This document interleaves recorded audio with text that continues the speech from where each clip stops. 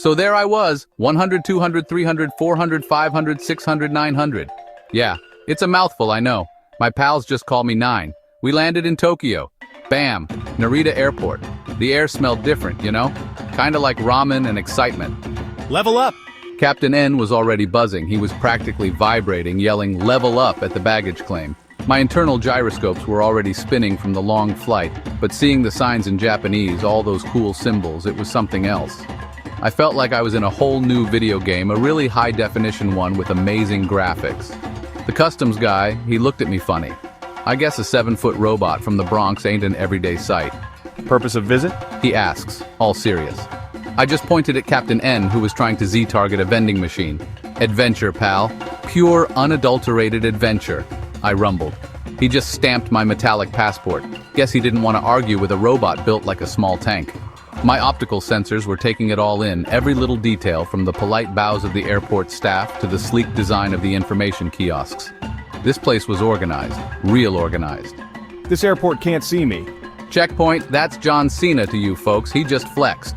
This airport can't see me, he boomed. A few tourists jumped, but mostly people just stared. Tokyo, Japan, who'd have thunk it? This was gonna be one for the memory banks, no doubt about it. A real system shock to my usual routines. Then we saw it. The limo. This wasn't just any limo, capiche? This thing was a spaceship on wheels. Stretched longer than a Monday morning it was. All chrome and flashing lights, like a disco had a baby with a rocket. The driver, a cool cat in a sharp suit, just tipped his hat. Party limo at your service, He said, smooth as silk. Captain N whooped and tried to jump in through the sunroof. He didn't quite make it, but A for effort, right? He landed with a soft thud, but bounced right back up, ever the optimist. Inside, whoa, it was like a club in there. Plush velvet seats, a sound system that could wake the dead, and a mini fridge stocked with, well, everything. Soda, juice, weird Japanese snacks I couldn't identify but was eager to try. There was even a karaoke machine. Bowser immediately grabbed the mic. His rendition of I Will Survive was something. Captain N, bless his pixelated heart, thought the GPS was a new video game. He kept trying to select a stage on the navigation screen. Come on, where's the Mushroom Kingdom portal? He'd ask the driver, who just smiled politely.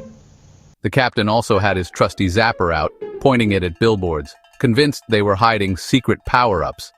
He even tried to pause a particularly fast-moving train we passed, much to the amusement of everyone except perhaps the train conductor, had he seen it. His enthusiasm was infectious, even if sometimes misguided. Checkpoint, well, John Cena was John Cena. Every time we passed a reflective surface, he'd stop, flex, and yell, You can't see me! The funny thing was, with all the tinted windows and flashing lights, sometimes you genuinely couldn't see him very well. He also kept trying to give motivational speeches to the mini-fridge. You got this, little fridge. Keep those beverages frosty. It was weirdly inspiring in a loud, muscular sort of way. He even tried to teach Blitz some wrestling moves, but Blitz was more interested in the snacks Checkpoint kept dropping. Bowser, the big grump, was secretly having a blast. He complained about the music. Cruising through Tokyo in that limo was like being in a movie. The city was a neon jungle, man. Skyscrapers scraped the clouds, lit up like giant pinball machines. I'd seen big buildings in New York, sure, but this was different. There was an order to the chaos, a sleekness to it all.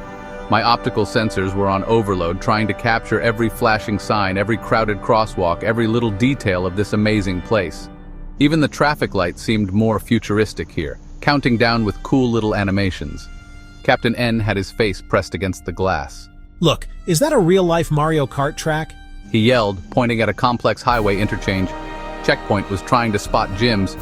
Gotta maintain the physique, brother. He'd say, eyeing buildings with interest. Bowser just grumbled about the lack of castles. Where are the fortresses, the dungeons? This city needs more spikes. He'd complain, though I think he was secretly impressed by the sheer scale of everything.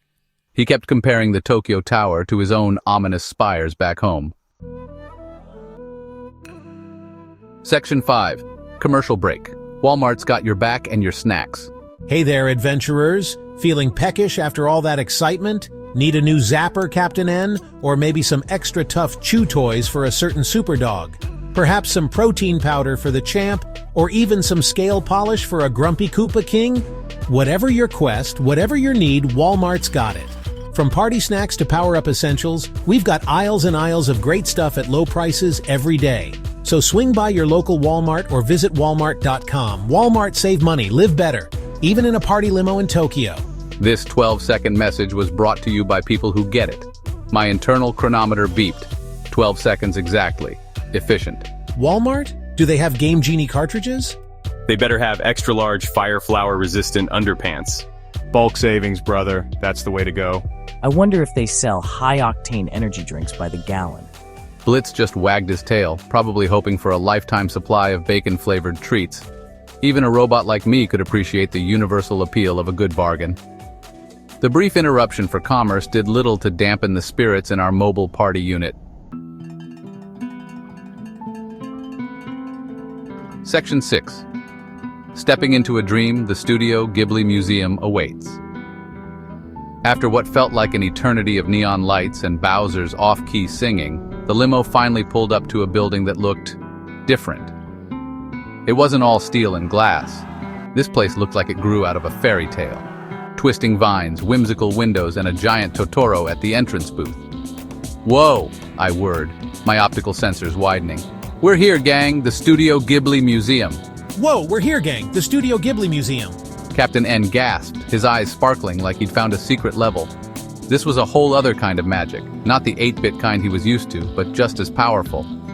Getting out of the limo was an event in itself.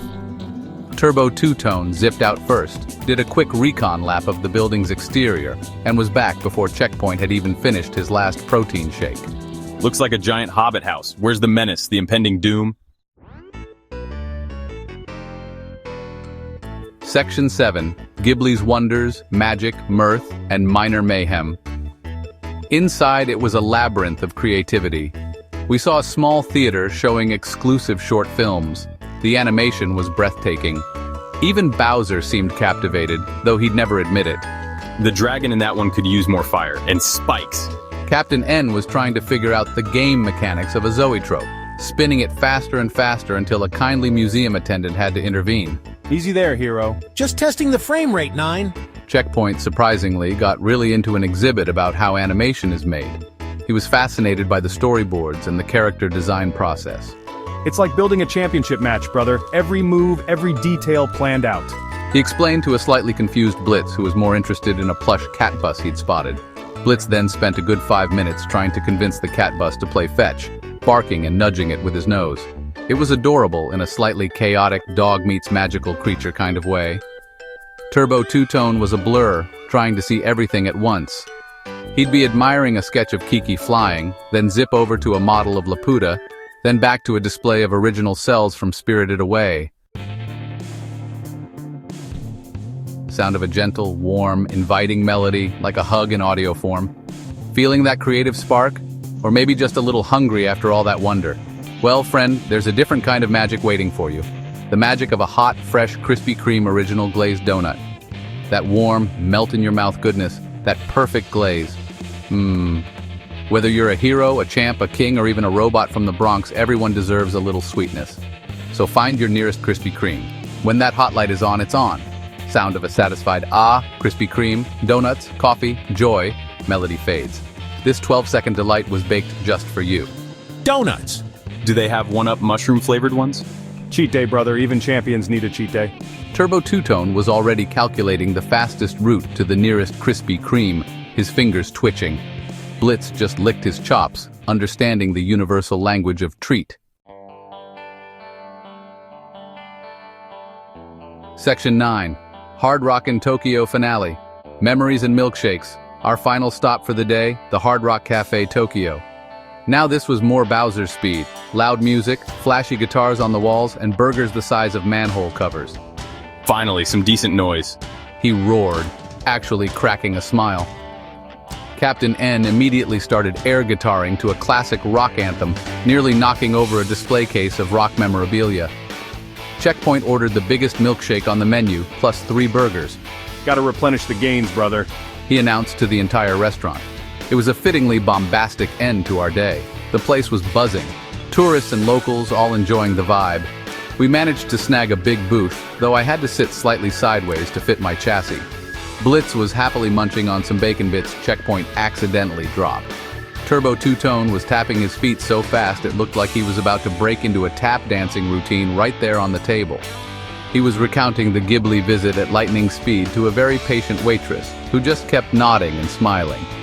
The energy was electric, a different kind than Ghibli, but just as fun.